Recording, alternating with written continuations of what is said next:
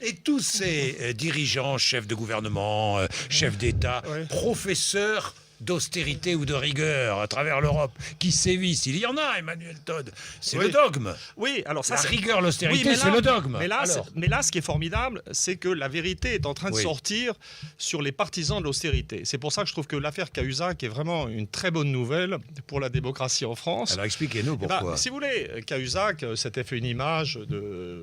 Il s'occupait du budget, donc Oui. il était là pour tenir les comptes de l'État, pour mettre en place la rigueur et l'austérité, en fait. Et donc, tout d'un coup, le mec, dont on s'aperçoit que le type qui est là pour gérer l'austérité, le père Lavertu, est un pourri.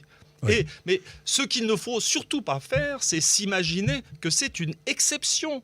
En vérité, partout, ce qui sort petit à petit, c'est que la notion même d'austérité est véhiculée par des gens qui ne sont pas nets et véhiculée par des pourris. Qui ont des rapports étranges avec l'argent. Voilà, alors je vais vous donner les deux exemples Oui, qui me allez-y. viennent en tête maintenant.